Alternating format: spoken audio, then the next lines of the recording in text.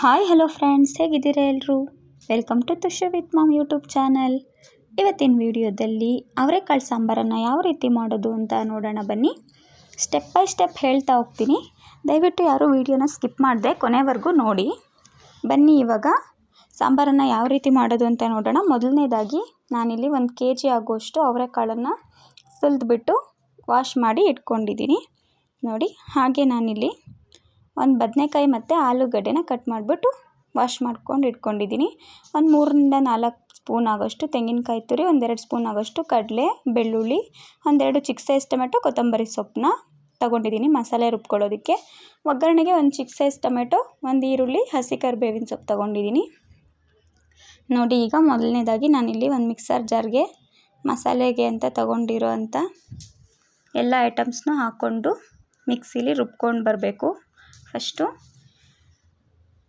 ನೋಡಿ, ಎಲ್ಲ ಐಟಮ್ಸ್ನ ಹಾಕ್ಕೊಂಡು ಸ್ವಲ್ಪ ನೀರು ಹಾಕ್ಕೊಂಡು ಇದನ್ನು ಚೆನ್ನಾಗಿ ನೈಸಾಗಿ ಪೇಸ್ಟ್ ಮಾಡಿಕೊಂಡು ಬರೋಣ ಬನ್ನಿ.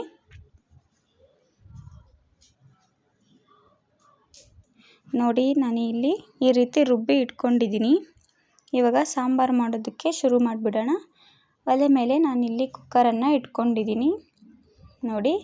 ಅದಕ್ಕೆ ಆಯಿಲ್ ಹಾಕೋತಾ ಇದ್ದೀನಿ. ಎಣ್ಣೆ ಚೆನ್ನಾಗಿ ಬಿಸಿ ಆದಮೇಲೆ ಅದಕ್ಕೆ ನಾವು ಸಾಸಿವೆನ ಹಾಕ್ಕೋಬೇಕು ನೋಡಿ. ಸಾಸಿವೆ ಎಲ್ಲ ಚೆನ್ನಾಗಿ ಸಿಡಿತಾ ಇದೆ. ಸಾಸಿವೆ ಎಲ್ಲ ಚೆನ್ನಾಗಿ ಸಿಡಿದ ಮೇಲೆ ಅದಕ್ಕೆ ನಾವು ಕರಿಬೇವಿನ ಸೊಪ್ಪನ್ನ ಹಾಕ್ಕೊಳ್ಳೋಣ.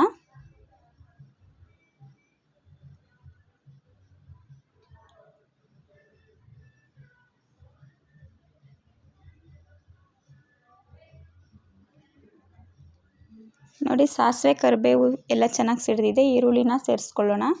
ಈರುಳ್ಳಿ ಹಾಕ್ಕೊಂಡು ಈರುಳ್ಳಿನ ಸ್ವಲ್ಪ ಚೆನ್ನಾಗಿ ಫ್ರೈ ಮಾಡ್ಕೋಬೇಕು.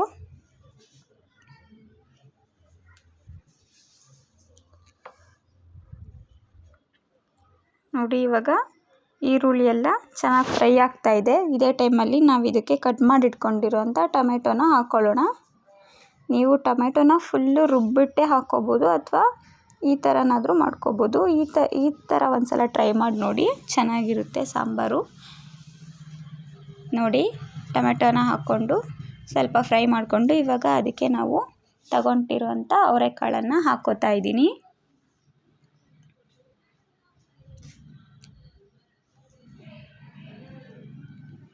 ಅವರೆಕಾಳನ್ನೆಲ್ಲ ಹಾಕ್ಕೊಂಡು ಹಾಗೆ ತರಕಾರಿ ತಗೊಂಡಿದ್ದೀವಲ್ಲ, ಬದನೆಕಾಯಿ ಮತ್ತು ಆಲೂಗಡ್ಡೆ, ಅದನ್ನು ಇದಕ್ಕೆ ಸೇರಿಸ್ಕೊಳ್ಳೋಣ ಕಾಳು ಜೊತೆ. ನಿಮಗೆ ಬದನೆಕಾಯಿ ಇಷ್ಟ ಇದ್ದರೆ ಹಾಕ್ಕೊಳ್ಳಿ, ಆಲೂಗಡ್ಡೆ ಬದನೆಕಾಯಿ ಇಷ್ಟ ಇಲ್ಲಾಂದರೆ ನೀವು ಸ್ಕಿಪ್ ಮಾಡ್ಕೋಬೋದು. ಹಾಕಿದ್ರೆ ಟೇಸ್ಟ್ ಚೆನ್ನಾಗಿರುತ್ತೆ ನೋಡಿ. ಎಲ್ಲ ಹಾಕ್ಬಿಟ್ಟು ಈಗ ಇದಕ್ಕೆ ರುಚಿಗೆ ತಕ್ಕಷ್ಟು ಉಪ್ಪನ್ನು ಹಾಕೋಣ. ಕಾಳು ಮತ್ತು ತರಕಾರಿ ಉಪ್ಪೆಲ್ಲ ಹಿಡಿದ್ಬಿಟ್ಟು ಚೆನ್ನಾಗಿ ಫ್ರೈ ಆಗಲಿ ಅಂತ ಉಪ್ಪನ್ನು ಈಗ ಹಾಕೋತಾ ಇದ್ದೀನಿ. ಉಪ್ಪು ಹಾಕ್ಕೊಂಡು ಹಾಗೆ ಸ್ವಲ್ಪ ಅರಿಶಿನ ಪುಡಿನೂ ಹಾಕ್ಕೊಳ್ಳೋಣ.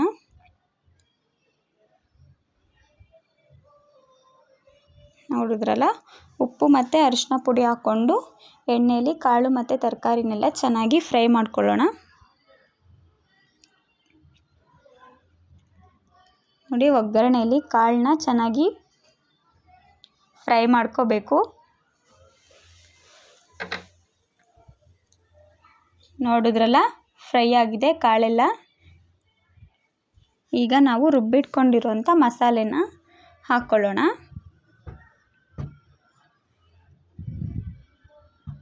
ರುಬ್ಬಿರೋ ಮಸಾಲೆನ ಹಾಕ್ಬಿಟ್ಟು ಹಾಗೆ ನಾನಿಲ್ಲಿ 1 ಸ್ಪೂನ್ ಆಗೋಷ್ಟು ಸಾಂಬಾರು ಪುಡಿನ ಹಾಕ್ತಾಯಿದ್ದೀನಿ. ಖಾರದ ಪುಡಿ ಮಿಕ್ಸ್ ಆಗಿರೋಂಥ ಸಾಂಬಾರು ಪುಡಿ ಇದು ಹಾಕ್ಬಿಟ್ಟು ಈಗ ಇದಕ್ಕೆ ಎಷ್ಟು ಬೇಕಾಗುತ್ತೋ ಅಷ್ಟು ನೀರನ್ನು ಹಾಕ್ಕೋಬೇಕು. ನೋಡಿದ್ರಲ್ಲ, ತುಂಬಾ ಸಿಂಪಲ್ಲು.